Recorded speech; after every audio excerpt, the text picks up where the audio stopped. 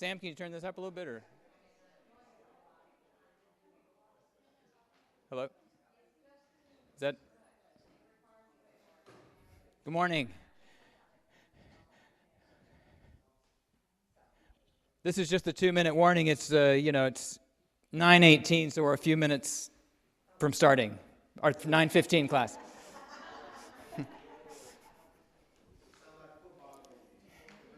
It's the 2-minute warning, Destin. 11:15 service, yeah. And it started at 11:25 or something for some people, right? Yeah. It doesn't matter where you said it. It's.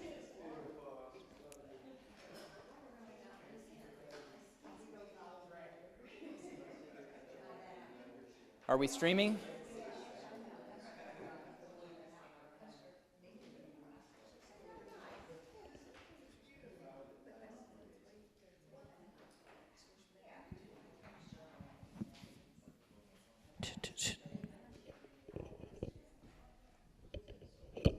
Are we good? Good morning. Good to have you all back. I am Scott Walters, one of the priests around here, and I'm really tickled to welcome Kat Gordon back to our 9:15 forum. This has been Faith at Work has been this series, and we've had a fantastic collection of voices, people living into that prompt in a lot of different ways. And I'm particularly happy about what we're about to experience with Kat because I've experienced it myself a few times in a few different contexts. And this process of visioning, I am not usually a candidate for anything that sounds like. Let's get together and vision together as a group, right? So I'm just telling you that for Kat to convert me to be a true believer is something. And it's been important to Calvary. Interestingly, starting next week, we're going to have a series of 5 forums on our buildings and block. And 100 years ago, before we knew what coronavirus was, just a couple months before we knew what coronavirus was, Kat gathered with our vestry at Crosstown Concourse to do what we're going to, to do a day version of what we're going to do today, this visioning process. And this was January of 2020. Right? Remember that? You remember that old innocent time? That innocent time? So January of 2020, we went to Costa, and I'm sorry if you were going to say anything about this, but we did this work and thought about what Calvary's buildings and block might become and how it might support our ministries and serve downtown Memphis in new ways. And it was wonderful. To really, you develop these concrete images of people doing things at a point in the future. And then after lunch, we came back, and Kat said, okay, all that great work we did this morning, you had great images. Let's pretend something horrible happened and it all blew up. And you couldn't do any of it. How would you live into what you identified as your priorities? And that, nobody got the gift of that rolling into COVID but your vestry, which really allowed some really creative things to happen here that you all know about during COVID. We were teed up.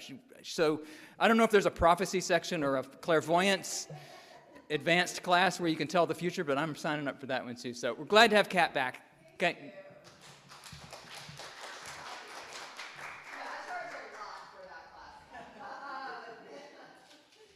Yeah, that was actually, I'm so glad that you brought that up, and so glad that it was valuable enough, and that you have such fond memories of that, because I'll admit, a tiny part of me was just like, oh my gosh, they are going to think that I cursed their entire project, and they're never going to invite me within 100 feet again. So I'm delighted with how it's worked out, and that it was helpful. Last time, I know, I'm going to try to keep this where you don't have to have been here last time I was here, but just, I might reference some things.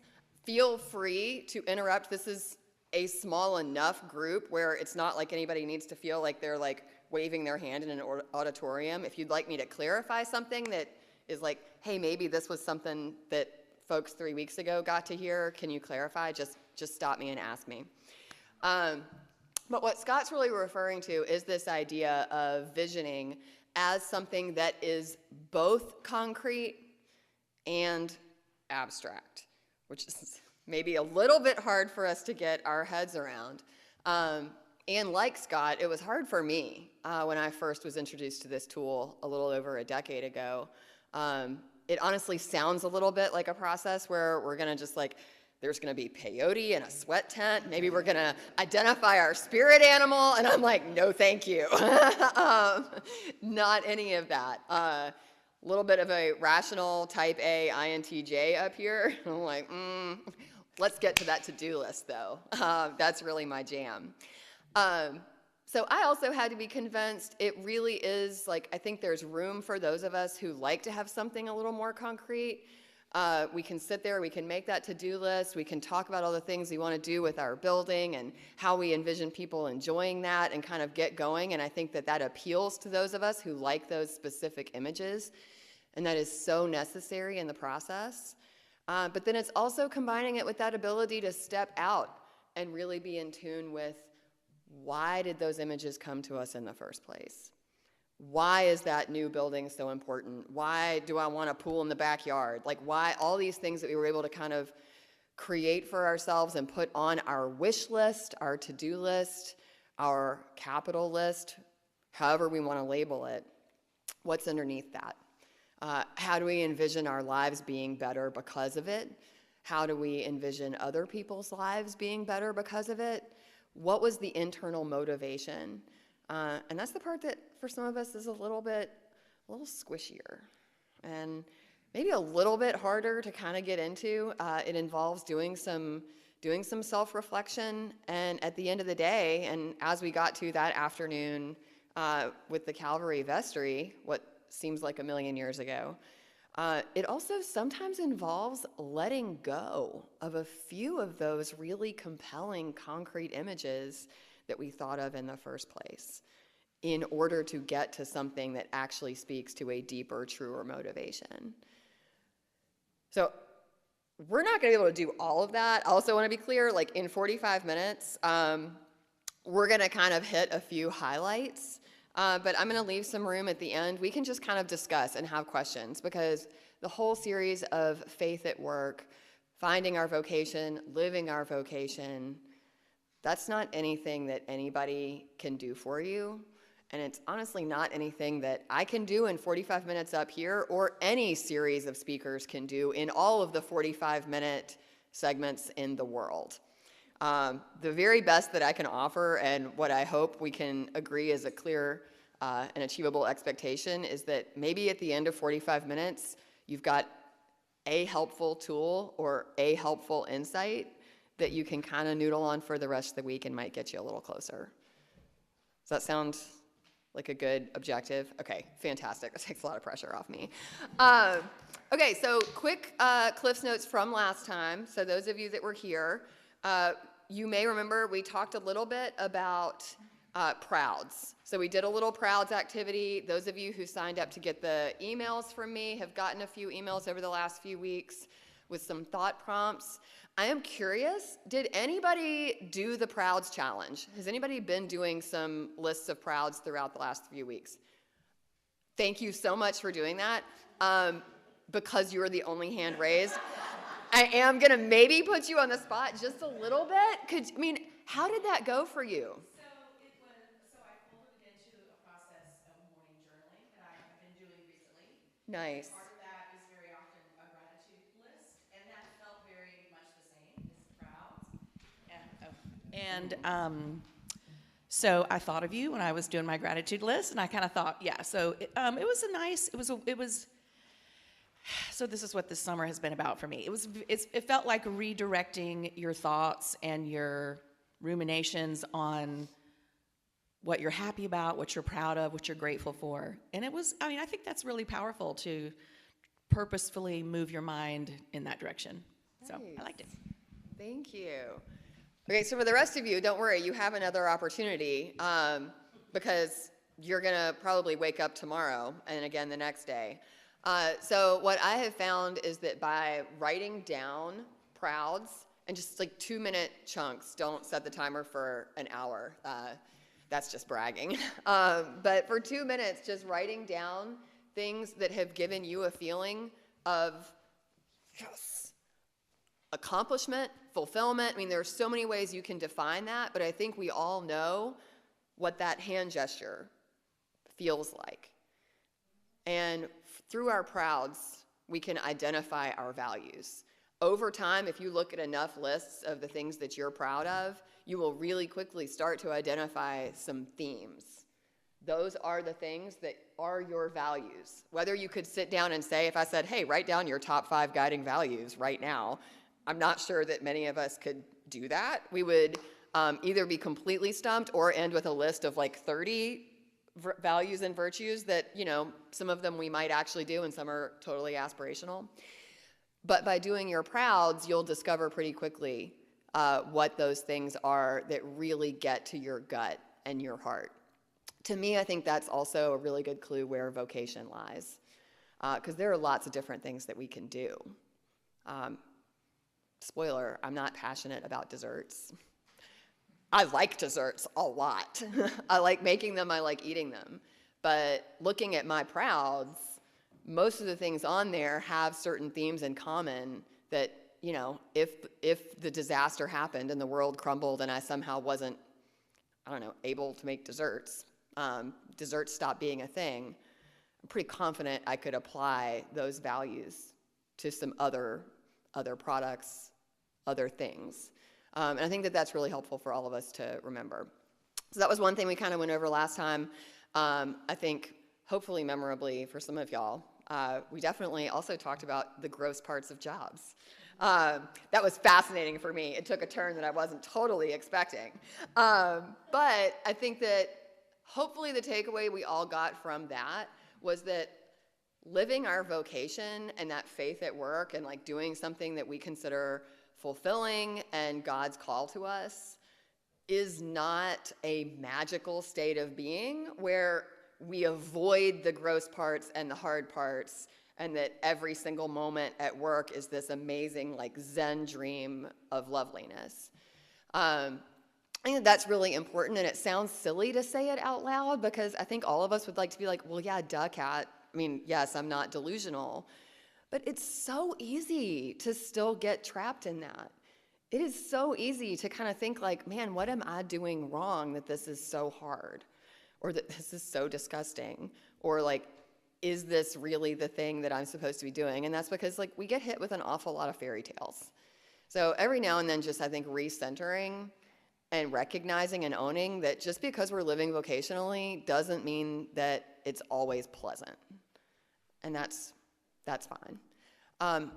That said, I don't think that it should always be unpleasant either. So let's not go to the other extreme of just being like full on martyrdom constantly, where it's like, if it is not super painful every moment, it must not be what God's calling me to do. Like, that's not where I stand on that. So those were the kind of main themes we hit last time, and that's gonna tee us up pretty well for doing some visioning this morning. One thing that I do want to point out before we hop into the what is a vision and our crash course on visioning, thinking about this idea of living vocationally and the values and those moments at work amid all of the hard parts and all of that where we actually feel switched on and feel that moment where it's like, oh, I'm doing the thing. Like, this is what I'm supposed to be doing, where I'm supposed to be doing it, with the people I'm supposed to be doing it with. Those lovely moments that sometimes seem to happen out of the corner of our eye. Hopefully you've had some of those. I have had, I'd say, an extraordinary number of them that I have noticed in the last 3 weeks or so. More than usual. And I'm curious if anybody has a hypothesis why. I know y'all don't like work with me, so. In the last 3 weeks, I personally have experienced more moments where I have noticed that I am living vocationally. Like, this feels where I'm supposed to be. Boom! Yes, ma'am. Okay, I'm wishing I brought like a Muddy's gift card or something. I can just like give like the A+ prize. Teacher's pet officer. Yeah, I've been more aware of it because I've been coming here and we've been talking about it, and I have been trying to prepare some things that I could share with y'all. So I've literally been thinking about it, which means I've noticed it. Last week, if y'all were here to hear Dave, it was amazing. Something he said really struck with me. None of the scientific words. I don't remember any of those. Art kid. But he asked us to look around, and he asked, how can we see each other? So I don't know if y'all remember that. And I don't know if anybody remembers the scientific explanation. How can we see each other? But what I kept thinking about all week was that the reason I could see each of you in here was because Dave told me to look. So that was actually a really big piece of it for me. And I want us to keep that in mind with our vision. For a lot of us, a lot of our vision is probably already happening all around us, and we're just not seeing it. So Dave told us to look around the room, and I did, and I saw each of you, and that's actually how and why I could see you. And I think the same thing has been happening for the last 3 weeks. I've been paying attention. So I encourage you to do the same. All right, everybody's got, I'm trying not to get like too far from this, despite having an outdoor voice. I think each table doesn't. I'm gonna put some folks in charge. Would you be a handout person? Fantastic. I don't know how to do PowerPoint, so I'm a big fan of paper worksheets, and y'all have these coming around. This is gonna be, as I said, the crash course to visioning. So first and foremost, it's always helpful to define the terms. What the heck am I talking about when I talk about vision? Already cleared up the fact this is not about a spirit animal and there's no sweat tent involved. But okay, we know what it's not. What is it? A vision, I've included the official Muddy's definition here. It is a word picture, so we're using words, of what success looks and feels like at a specific point in the future that includes enough detail that you'll recognize it when you arrive. Okay, I'm gonna do that one more time, and this time you have an assignment. As I told Scott earlier, I like to make folks work, so just get ready. There's pens on the table. If you have a pen handy, your first activity challenge, I'm gonna read this again. And as I read, I would like for you to underline, circle, or just mentally note which actual words in this definition pop for you. All right. A vision is a word picture of what success looks and feels like at a specific point in the future that includes enough detail that you'll recognize it when you arrive.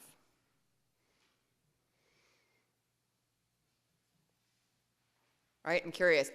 There's no wrong answers here because literally, unless you're picking a word that wasn't even in the definition, you can't get it wrong. So, what words kind of popped for you personally? Y'all can just popcorn out.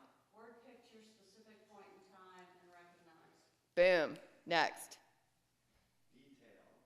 Get detail. Excellent. Also, I see visually. So to me, it would be just words. I could see people being happy or something like that. Nice. Future. Got future. Success. Feels like. I'm repeating for folks on live stream. I don't know if there's anybody out there. Hey, y'all. And arrive. Yeah, I mean, this is there's a lot in here that's kind of packed in. I think the next line, this is the unofficial version, it's basically pretend time travel. And what's important about the entire concept here of visioning is that the more you're able to imagine yourself actually stepping into a time machine and then stepping out of it, the better you're gonna do here. Because it is, actually, let me just ask a question. Who here can write a pretty burly to-do list for yourself? Okay, what about a pretty burly to-do list for someone else? All right, yeah, so this group, we have no problems identifying tasks to be accomplished. But it's a little bit of a different mindset. Rather than creating a list for your future self to have done, it's different when you think about actually stepping out of a time machine and you already did it. You're there. It's not a to-do list. It's already done. So what does done look like? What does it feel like? What's going on that tells you mission accomplished? Psychologically, that's really different than a list of tasks. It's easy to think, oh, I need a new building, or a new hire, or a kitchen renovation. Like whatever the thing is, like that stuff is concrete and easy for us to get our heads around. Stepping out of the time machine and looking around, it's like, all right, well, let's assume you've accomplished the kitchen renovation. What's going on in there? Are you having people over? Are you cooking more? Like, what's happening that says it was worth all the effort?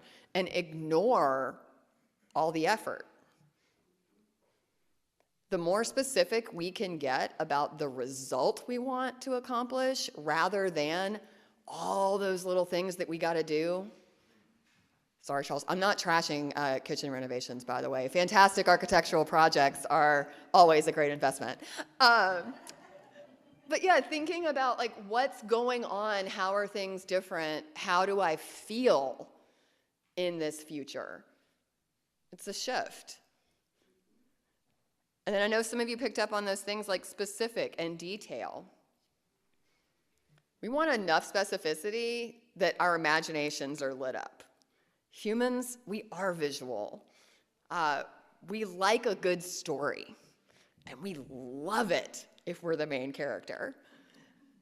And that's really what visioning is about too. Visioning, I mean, for a personal vision, you are the main character. This is a story about you and your future. And this is something like, this can apply to a career, a vocation, et cetera, but like this is a tool that's pretty much like project agnostic. I do want to point out too, like this packet is geared towards individual visioning. It is a little bit different, meeting with a full vestry, or, you know, we're about to do our staff retreat at Muddy's and we're going to be working on our 2025 vision. So like, talk about something like it's both personal and it's organizational. But for you, when you're assessing your vocation, what's God calling you to at work and in your life, come at it from you. Each of us is different. Each of us has different gifts. What do those gifts look and feel like when they're being put to use in your future? And picking that date. So recognition when you arrive is a big part of this definition too. We don't want to get so detailed that we're secretly making ourselves a to-do list and we're just sort of giving it some like flowery description. But we do need enough there that once we're there at that date, we can say, oh, yeah, this is exactly what I wrote down. This is exactly what I hoped we would accomplish. Vocationally, a good tip, I like to pick sort of just a random day, because we have a lot more just random days in the year than we have special milestone days. Organizationally, I think it's helpful to almost do the opposite, because for a team or a group of people, it's easier for us to wrap our heads around something that has some tradition associated with it. So at Muddy's, our visions often take place on Christmas Eve. So we have many years worth of visions that are just like, it's Christmas Eve and we're closing down for the holidays. Like, here's what's going on. So the date itself, I mean, pick something that's appropriate. I'd say for a personal vision, at least a year out tends to be helpful. Closer than that, and it's just like, man, all the stuff I gotta do. A year, at least, gives us a little room from the daily to-do list. So that's what a vision is. A vision is time travel. A few reasons to use it. I've given 5 here. I think there are probably more. A big one is that it shifts our thinking from the extremes. It's really easy to think, and some of us gravitate towards either extreme, but fantasy thinking of just like, I'm just going to spend all of my time just dreaming. Oh, come dream with me. Let's just talk about the future. And it's this always in the future, not very concrete date, just ideal, wouldn't it be great if? But then there's also limitations thinking. A lot of us fall into limitations thinking. It's like, well, yeah, this would be very important to me if I were younger, if I were older, if I were richer, if I were smarter. Like, it's easy to make excuses and think about like that victim mindset, all of this stuff. And I would argue both fantasy thinking and limitations thinking are two sides of the same coin, because both of them give us a free pass to not actually do anything. Writing down a story about what it looks like when it works without the to-do list associated, what usually happens is we astonish ourselves with how possible this actually is. It feels concrete to us. It's like, oh, okay, maybe this really is possible. Now I can get started on it. It does create alignment to get everybody rowing in the same direction. I would argue this is extremely important in an organizational vision, but it's equally helpful in just an individual personal vision. Does anybody ever feel like you're not just one person? You've actually got like at least 10 people rolling around in there? Yeah, okay, thank you. It's like I was gonna be really embarrassed if it was just me. Yeah, so I think a vision can help with that too. Like some of the same stuff it does for a team of like literally different people, it can be helpful to sort of get those multiple facets of ourselves working in concert too. It provides focus. If we're visioning, and honestly, the more you practice this, the more comfortable it becomes. Don't be alarmed if it's a little clunky at first, but it has helped me focus a lot because there are always shiny new objects out there. But to get really clear on what I want and why, that is something I can come back to again and again to help me cut the crap, which is really great. Which helps with number 4, daily decisions that are going to get you either closer, ideally closer to your vision, but it provides a framework to identify. Distractions are abundant. There are so many people who want so many things from you. And attention alone. Think about how many times your phone is buzzing with a friend or a family member or an advertisement, or the list goes on and on and on. Having a really clear vision is incredibly helpful to be able to say, no, thank you. And not spend time chasing something that's not even going to get you closer. You can very quickly assess, is this going to get me closer to my vision or further away? If the answer is further away, a polite, thank you so much for asking, but no, is great. For me, that comes up in franchising. Muddy's is about 15 years old now, and for 14 years, we have pretty regular offers for outside capital, franchising opportunities, licensing the brand. That is so not in alignment with my vision, and it's delightfully flattering, but I have not wasted a single hour in one of those meetings because it is so clearly not going to get me closer to where I want to be, that I don't have to waste my time or, honestly, the other person's.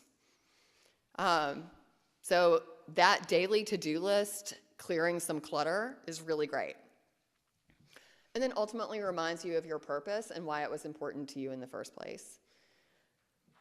This one's really helpful in the inevitable, as my friend Maggie calls it, zone of doubt and blame, which I love. I always sort of imagine the Candyland, Gooey Gulch, where you're just sucked in. So just raise your hand if this scenario is familiar. It can be the kitchen renovation, it can be whatever, but you get real gung-ho about something, and then partway in, it's whose idea was this? This is your fault. You're the one that wanted to do this. What the hell was I thinking? Right. So anything that is really meaningful for us to accomplish probably takes some time and effort on our part as well, which means it has the potential for failure. It requires vulnerability. There are going to be times we fall down. And those times, it's really easy to say, what the hell was I thinking? So having a written vision, man, you can just go back, pick it up, take it out of the drawer, and it's an instant reminder of why this is so important to me in the first place. So that is why to use visioning. It's how it works. There is a clear difference, and I always like to kind of point that out. Corporate speak tends to use mission, vision, and strategic plan for a lot of the same stuff. I want to be really clear, those are three different things. Mission, man, that's one. I have not taught a class on identifying a mission, and I'm dying to. Just throw that out there, Scott. Mission would be your purpose, and I would argue for this group and the work that y'all have been doing the last few weeks, the vocation is the mission. That's the purpose. It's why an organization exists. It's why a person gets out of bed in the morning. And it might be different for each of us, but like I said last time, if you just want to copy and paste the generic person of faith vocation, love God by loving people, great, slap that on there and call it a day. So mission is that overarching purpose. You're probably not going to be like, check, all done. It's perennial. A strategic plan is the to-do list. The strategic plan is the activities that need to happen, the things that need to be checked off a list to get where you want to go. The vision is essentially what the mission looks like in action at a specific point in time. So you'll probably have multiple visions. Like you might have one vocation. You might not. It might change. But you might have one vocation, but you can imagine that the vision of what that looks like is going to be different in 2022 than 2025. The order of operations, ideally, is know the mission and then create the vision. And once you have the vision, that informs the strategic plan. And then I gave y'all some examples of when to use visioning. We don't have to like go through all those, but I will tell you, I personally have used it for pretty much all of these examples. So like I said, the visioning tool itself is agnostic of project. It could be for a presentation you're working on. It could be for a new recipe that we're developing. It could be your life in 5 years. It could be an organizational vision for the future. Really helpful in a lot of different ways. And I'd say if this is something you're interested in actually using, use it on some of those small things. Practicing a skill like this on something small before sitting down and doing my life in 5 years is helpful. Kind of like the high wire walkers. Guess what? The first time they practice that isn't between the two skyscrapers. So just give yourself that same room. If I could go back and give myself advice on visioning when I first started, that would be it. Because obviously it's like there's nothing like a new convert. I just like went big right out of the gate and then had to make a few mistakes with it. So next page, if you'll flip over, we have our actual vision recipe. I have given y'all a nice condensed 7-step process. And then, spoiler, I'm going to make y'all work a little bit. So we're going to go through this together, and at each step, you have something to do here. Step 1 in our visioning process, before we get in the time machine, I have found it's really helpful to actually get as clear-eyed a view as I can on the present before I start talking about what I want in the future. This is because I classically undervalue the past and the present. I always think that things should be better. I always think that however I'm doing things is the absolute worst. So just taking a second. So what I'd like for you to do, think for just a moment. If you're thinking about vocation in terms of your actual job that you do, then think about that. If you're thinking about vocation just more broadly and how you're showing up day to day, that's great too. But I want you to think about however it is you're currently considering your vocation. And just what's going well for you. What are you loving about your work, however you define it, right now? And I want you to, like, in the margin here, try to write down 3 things.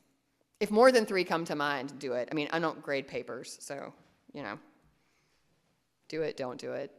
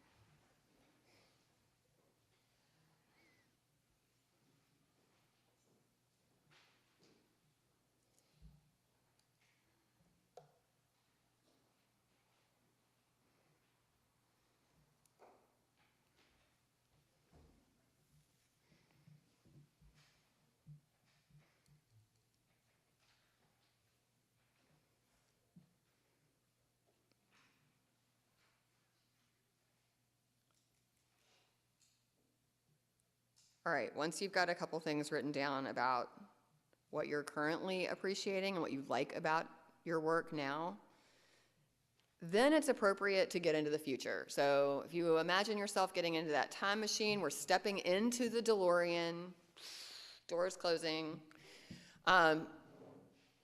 Once you're fueled up, obviously before you punch the gas on the time machine, you got to put in the date and time you want to go to. So, again, there's no right or wrong answer here, but pick a specific date for yourself and write it down. So your vision will take place on that date.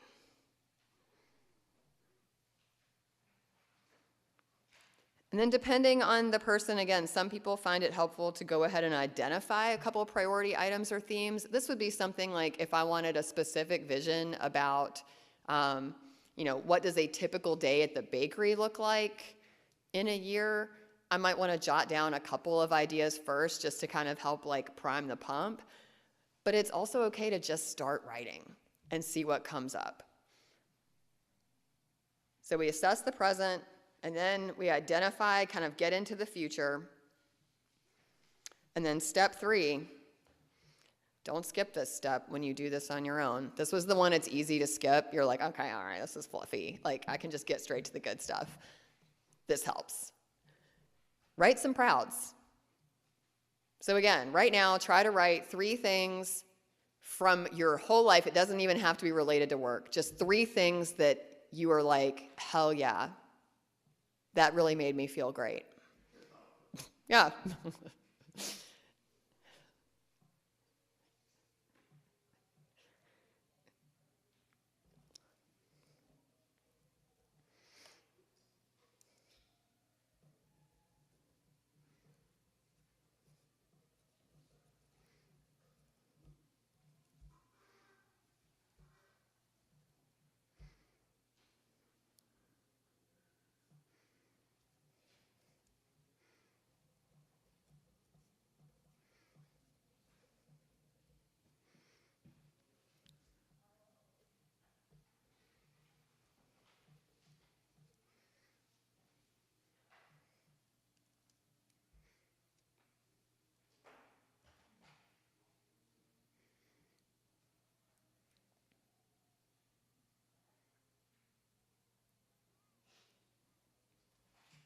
All right, it's okay to keep writing, but this is where I do want a little group participation if y'all are comfortable. Don't feel like you have to share anything you're not comfortable sharing. But I always think it's nice to hear from a few folks, like, what are some of the things that are on your prouds list? Anybody want to share a proud? Your prouds. Anybody want to share something that like made you feel just really proud of yourself? Launching Thistle and Bee. Nice. What else?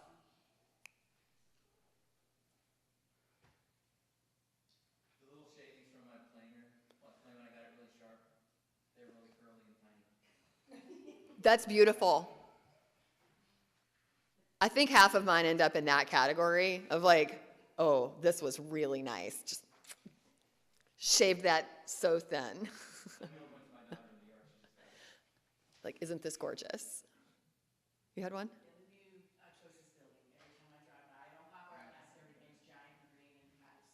Nice.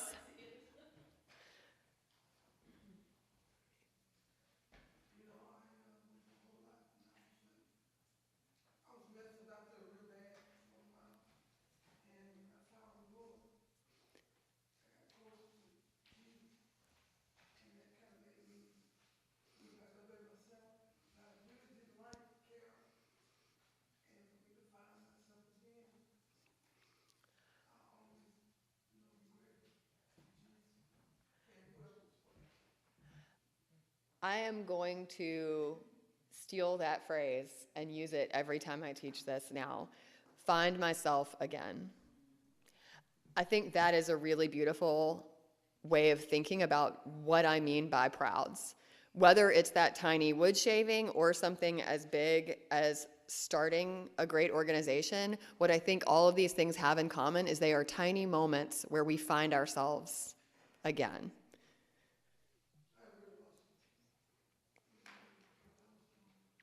Identifying those moments before writing our vision centers in a way that is sometimes more accessible than saying, what's my mission and purpose? Because inevitably anything we write down that we're proud of is something that is already true to ourselves. It is finding ourselves again. And it's in line with our values. So it really sets the tone, and it's why I'm saying don't skip that step. Step 4 is to actually write a first draft. This is one, normally this is a 2 to 2.5 hour vision class, and there is time set aside for writing a draft for 20 minutes. I'm thinking I'm probably not allowed to set the timer for 20 minutes right now and just go. I'm also incredibly aware, like partway through, that my husband was going to be my timekeeper for today, and he's homesick. So Scott, just give me the shepherd's crook when you need to, because there's no clock. Oh, great. It does not work. Fantastic. Excellent. Okay, so what I'm going to do is, since we can't just set the timer for 20 minutes and let y'all loose, honor code that y'all need to do this part of the activity this afternoon when you get home while it's still fresh. So sometime in the next 8 hours, set a timer for 15 minutes. Look, 10 minutes if you're feeling a little like, not sure I want to do this, max 20 minutes. But no fewer than 10, no more than 20. And try writing a first draft. And I've given some prompts down below, but here are the key things to keep in mind. Don't skip your prouds. When you start your first draft, remember you're writing this story about what the world looks like on whatever date you wrote down. At the top of your page you're going to write on, write the word draft really big. Again, this is like one of those weird things that it's like, it feels sort of like, oh, it's a little corny, except that it works. Because this takes away the need to get it right the first time. Because the thing is, even if you did somehow magically come out with your very first draft being absolutely the most perfect thing in the world, You're already going to have to redo it because it says draft at the top. So it just gives you mentally a little room. So write draft. And then the really important thing here too is to write from your gut. Don't should all over yourself in a vision. Because there's honestly not a whole lot for an individual that is more depressing than getting into that zone of doubt and blame, that part where everything feels really hard and why the hell am I doing this? And then realizing like I am busting my butt towards something I don't even want in the first place. Like, what's more depressing, to actually achieve it and it's not what you wanted? Or to have done all of that effort and fail at something that you didn't even want? Either way, it's not an outcome I want for any of you. And it's something that probably, like I'm looking around, most of us look like we've been alive long enough to have had that experience at least once. So no judgment if it's happened. But if you're lying to yourself, this isn't really going to help you. Which also just kind of, I think, is a good reminder, you're not writing for someone else either. A lot of us are really good at knowing or thinking we know what other people want from us. So where it's helpful too is send the backseat drivers out of the room. It's helpful for me to identify those people by name. I know I've asked for a little group participation here. I'm not going to ask for it right now. But this is something where, you know, if we're doing a visioning session together, I would probably just ask you, like, okay, who do you need to send on a tour of the bakery? Who are those little voices that you have going in your head? And I feel like they frequently are parents, children, bosses, employees. Sorry, Scott, your priest. All of these different people that we want their love, we want their respect, we want to meet their expectations. And it's so tempting to write a vision for our own future that is meeting those checklists. So identify who those people are and just gently, like invite them to go wait outside while you do your first draft. We probably want their input later, but on future drafts, not when we're just trying to write from the gut for the first time. Is there a question? No, just it made me think of something I read in a book recently where she talks about the frenemy within. And so sometimes that person that you need to put in the closet is those little voices in your head that say, oh, you can't do that, or that's whatever. So that's maybe another book. Yeah, and I want to be clear. Usually a lot of those people are people that love you and care about you. And a lot of times they're not ill-intentioned things. I mean, even just thinking about starting the bakery, most people who cared about me and wanted me to like have a good life tried to stop me from opening Muddy's for good reason. I'd never worked in a bakery, I hadn't studied business, and I hadn't managed anyone. So like, wouldn't you try to stop that woman from throwing her life and her savings away? Yes. So, I mean, I think it's nice to like, we don't want to villainize those backseat drivers, but it's just not helpful in a first draft. So get them on out of there. And again, get into the future, do whatever you need to do to really embrace like this whole time machine thing, and just don't worry if it feels corny. For some of us, it is like literally doing a little acting out act, or like pulling the blinds down, or going and sitting in a special place. What's important is that you just set yourself up for success. Don't feel self-conscious about it. And then go quickly. I call it the hot pen technique. That's where you've got your timer set. And then once it goes, man, you do not stop writing until that timer goes off. And I'm going to tell you, it's harder than we want it to be. Because inevitably, I'm not going to know what to write next. And I'm going to want to stop the pen. Here's the trick, though. When the pen stops, that part of my brain that like wants everything to be perfect and wants to give her opinion about things says, oh, okay, it's my turn now. you're done writing. So then I'll go back, I'll reread what I've already written, and I'll be like, oh, I cannot believe you misspelled that. Like, nope, nope, nope. The red pen comes out, but then not just the red pen for like grammar and spelling, the red pen for possibility. That other piece that's going, that seems hard. Or, oh, I don't know that mom's gonna like that. So the trick is to just keep writing, even if it's gibberish. And I would suggest a technique that is called looping. So this is a writer's trick where it's like you can imagine a cursive L. If your hand tries to stop and you don't know what to write next, just do this on the page. It will keep going. It's like a mind-body thing where it essentially keeps the creative writer person in control and is kind of telling that red pen person, still not your turn yet. And then when the timer goes off, let yourself stop. You might still have some thoughts going on in your head, but like, especially if you did 20 minutes, don't try to be an overachiever here. And then that's your first draft.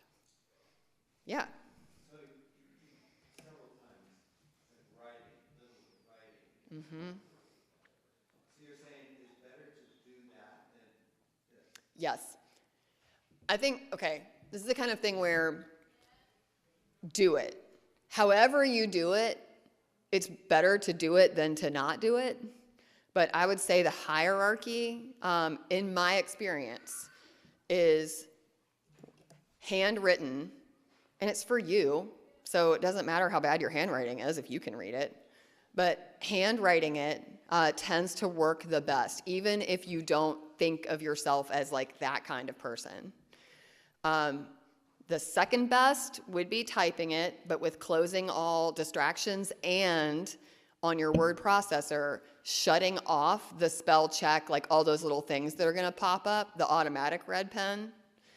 Third best would be like, I know a lot of people like vision boarding with images. So like going through magazines, cutting out images, putting some things together like that. I always recommend doing that after a written vision, because if we start with a stack of magazines, it's pre-curated. So you're only gonna even see images that are selected for you by Martha Stewart, which may or may not be that helpful. All right. After that, review, redraft, basically just do steps 1 through 4 again until you get something pretty good. Get feedback if applicable. You might not need feedback. Don't go around like asking everybody to weigh in if it's none of their business. And then step 7 is actually now make your to-do list. That's the part we all think is actually pretty easy. Okay, crash course on visioning. Included some writing tips for you. Made sure to include little checklist. So the second half of this packet is your homework packet.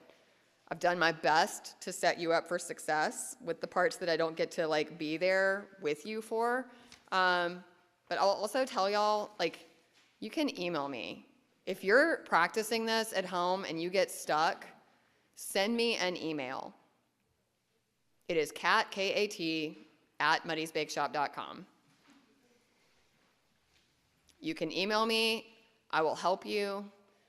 Happy to offer follow-up stuff. I feel really strongly about how helpful this can be, and I know firsthand that it can be really challenging in that like training wheel phase, kind of getting your balance.